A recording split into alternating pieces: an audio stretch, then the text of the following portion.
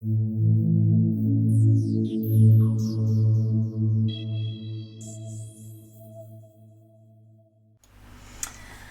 there, this is our weekly video about tenses, and today we're going to talk about future in the past tenses. And if you watched the future tenses beforehand, it is good. If you didn't, you really should go back there and watch it first, because they are very much connected. So the future, the idea, let's start with the whole idea. The future in the past means that there is a character. For example, let's take the character called Jack, our favorite guy, and Jack lived many years ago, centuries ago maybe, in the 16th century. So then from the point of view of Jack, there was some kind of future, and he made predictions about it, he had expectations, he had dreams, but for us, his future is already deep past the 16th century, past 4 centuries ago, right?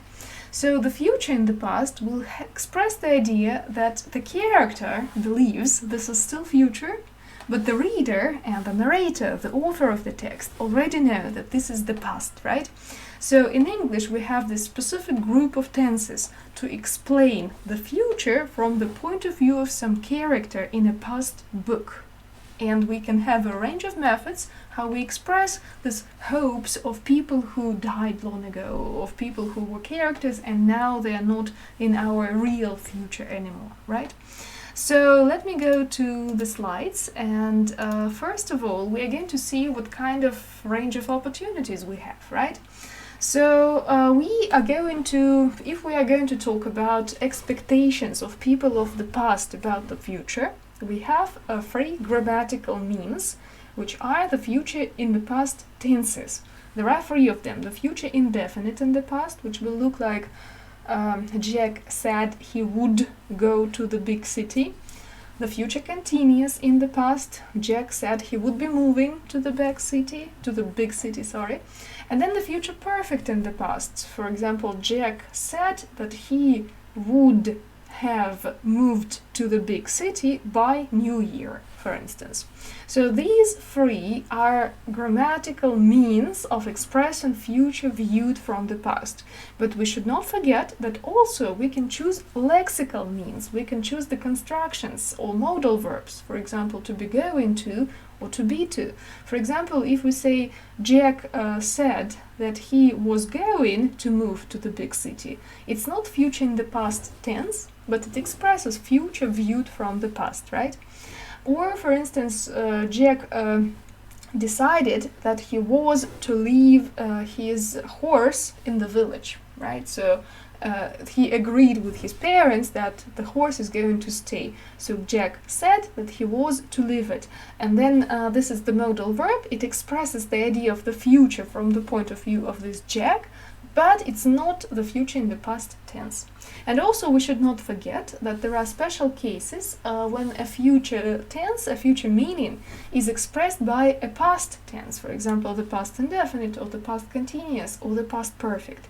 And you had all these meanings in your theory about these tenses. You just pick them up, the last meanings of every tense. The past indefinite will be used in adverbial clauses of time, condition and concession. For example, Jack said that if he was unlucky in the city, he would return, right? If he was unlucky will be this adverbial clause of condition where we can't use future or future in the past tenses, so we have to use the past, right? Or, for example, Jack can use the past continuous. Jack can say that Jack said that his grandmother was visiting on Saturday. And then in this case, this is a planned action. His grandmother planned it, bought tickets maybe, and it's viewed from the point of view of Jack, so viewed from the past. Or alternatively, imagine that this guy Jack decides to travel, and if you remember our typical example, for the present perfect it was I will come back when I have seen the world. So Jack can use that and say it in indirect speech. Jack said he would come back when he had seen the world. When he had seen is the past perfect, expressing a future action in the adverbial clause of time when there was some priority, right? So we need to remember from this initial introductory stage that all future in the past tenses, they describe some sort of future from the point of view of the character. It's not our real future, it's the future of that character, right? And the second thing is that we never really use the future in the past tenses in conversations, in news reports, in any sort of situation which is a present time context. They are only limited to the past time context. So if you have a book about 20 characters who died and born children, gave birth to children and married and divorced, and this is a saga for 200 pages, then this is enough past time context for the future in the past, right?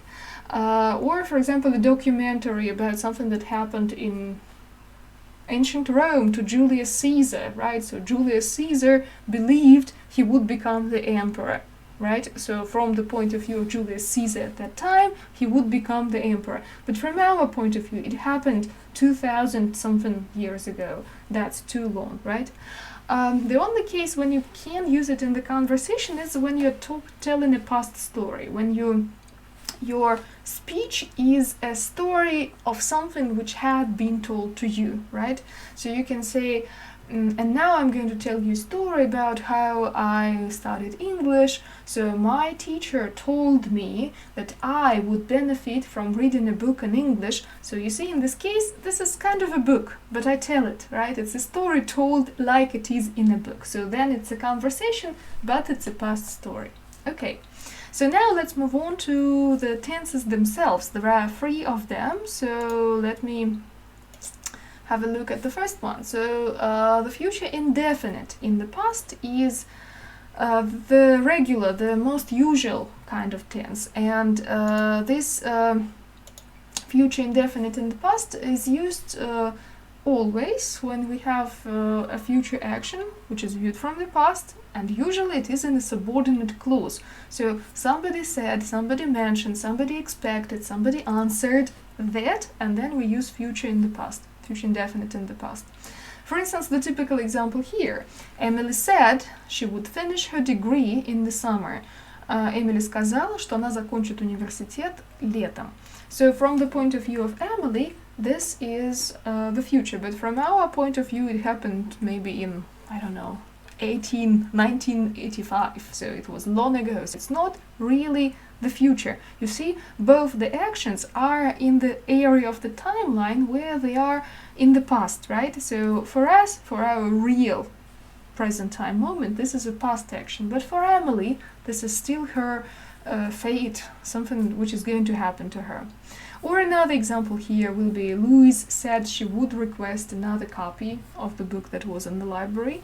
So she said at the point in the past that later in the past, but for her it's the future, she would request another copy.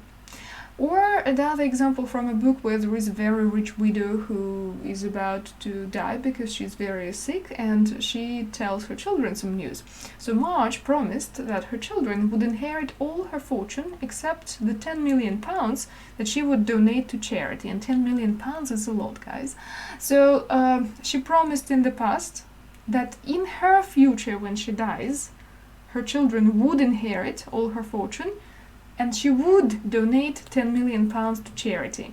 But for us, as we read that book, this detective story was written 30 years ago, and as a result, Marge is already long dead, right? She has been dead for a long time. And this is her future, but not our future. Two kinds of future, right? Let's have a look at the future continuous in the past. So the future continuous is a very rare situation, but sometimes there are native speakers who really love this. They consider this a beautiful kind of English, so they're going to use it all the time just because they like it, right? And other people, other native speakers, are not even going to be aware that it exists. They would never use that, right? So when we use the future continuous in the past, we kind of give a special attitude to the action we have. So this special attitude is the natural course of events. So you would translate this future continuous in the past as само собой, естественно, ну так и будет с течением времени. And here you have an example that Henry Ford, the person who invented the Ford T-model, the biggest car factory, and started the biggest car factory in the United States history. So Henry Ford predicted that cars would be replacing horses completely. And see how I translate this sentence. Генри Форд предсказал, что автомобили, само собой, постепенно полностью заменят лошадей. Because cars are so much more convenient than horses, and it is natural that if cars are available, they are replacing horses. So naturally, cars would be replacing horses, right? Or, for instance, imagine that now we are in the present time context, right? And I tell you that you will be growing wiser. Вы будете мудреть и мудреть. So you will be growing wiser, and now I move it to the past, and many years later, like in 2040, you look back at your past and you say, Olesya Alexeyevna said that we would be getting wiser. So you see, from my point of view now, I'm the character. This is the future. But from your real future, 20 years from now, this is already deep past, right? And it's natural. People grow wiser as they grow older. Само собой.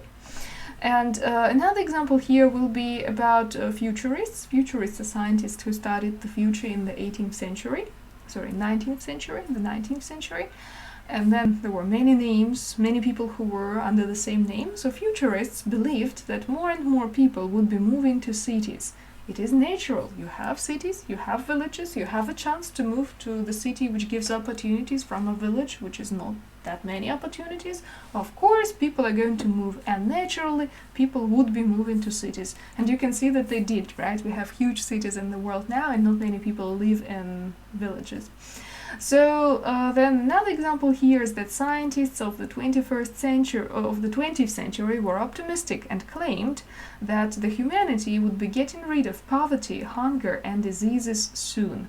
The beginning of the 20th century is a very optimistic time because science and medicine develop so fast, and scientists at that point, they look into their own future with hope. They say people would be getting rid of poverty, and now a century later and we still have a billion people in poverty. So you see, it did not quite happen, but for them it seemed like the natural process. Actually, the world did get a lot better, but okay. So philosophical examples to the future continuous in the past. The general idea, the character looks at the action in their own future, and the characters believe that this is going to be natural, that's a natural process, it's going to happen anyway. The future perfect. The future perfect in the past is very much related to the future. Perfect, not in the past, but the regular one. But it's the same sentence moved deeper. And very often you're going to have a preposition by here, like by 7 p.m., by the time something happened, by the arrival of the ship, and so on. So there is this limit, the character looks into their own future, the characters, let's use plural. The characters look into their own future, and then they set a limit by which something is going to already be completed, right? So here, for example, Tom promised that he would have submitted his report by 7 p.m. Том пообещал, что к 7 вечера уже точно сдаст свой доклад. So then there is this kind of movement into that limit barrier in the future. And it's very important that he would have submitted this report before that. And a very good example for this kind of tense is dystopian books. I'm sure you have read a couple. Probably you have heard about 1984 by George Orwell. And there, at the beginning of the book, you see that there are 3 countries divided. The world is divided into 3 countries. That means that before that, it had already happened, right? So George Orwell wrote that by 1984, all the countries of the world would have united into 3 large alliances. right? So it would have already happened. Or another dystopian book, Brave New World, by Aldous Huxley. In that book, people don't have families anymore because children are grown in laboratories, and that means that the word family, the word mother, the word father are obscene words, words which are like not used in decent society, ругательные слова. And then in the beginning of his book, this process has already been completed. So you say Aldous Huxley anticipated, believed that by Anno Domini 2540, the words mother and father would have become obscene. So this process would have been completed before that limit of time. Okay? And this is it. So now I'm just going to show you several other examples from the 4 great dystopian books. They say that in the 20th century there were 4 books which hit too close to heart, and many people like them. They're very popular. They're dystopian books, books where everything is terrible. Books about hypothetical, fantastic future where everything is terrible. So the most important and the most well-known one is 1984. So here is an example. In 1949, George Orwell wrote in his book 1984 that the future of the humanity would be bleak. So you see, he wrote his book in that moment, 1949. From his point of view, he looked into the future, 1984, but for us it's already the past, right? And the future of the humanity would be bleak. Bleak means very unpleasant, terrible, dull, cold, poor, and so on. Bleak. Another great dystopian book, Fahrenheit 451, 451 градус по Фаренгейту, by Ray Bradbury, is about the future where people stopped reading and just watched TV, right? So in 1953, later, Ray Bradbury published Fahrenheit 451 and predicted that people would burn books, right? Would burn is this action where Ray Bradbury in 1953 looks into the future and thinks, maybe people would be doing that. So that's the future in the past. Or another great dystopian book, Brave New World, Дивный новый мир, by Aldous Huxley. It was written in 1932, so that's the point. And from that 1932 point, Aldous Huxley looks into the future and he suggested that the society would engineer new children artificially in the laboratory, right? So from his point of view at that time, the future would be like that. And the last one is Handmaid's Tale. The Russian translation is Рассказ служанки. Maybe the worst one, it's the scariest one, it's awful. So Margaret Atwood in 1985 criticized fundamentalism in her dystopian Handmaid's Tale.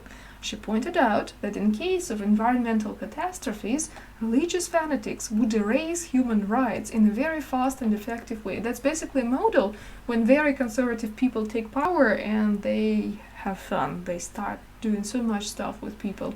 So would erase is the point in the future from that year. So Margaret Atwood looks at that hypothetical future from 1985. Okay. So what we should remember about the future and the past. First of all, they are used in past time contexts, right? So you need a book, you need a past story. Then they express the future from the point of view of some character, but it's not our real future. If it's our real future, we use the present.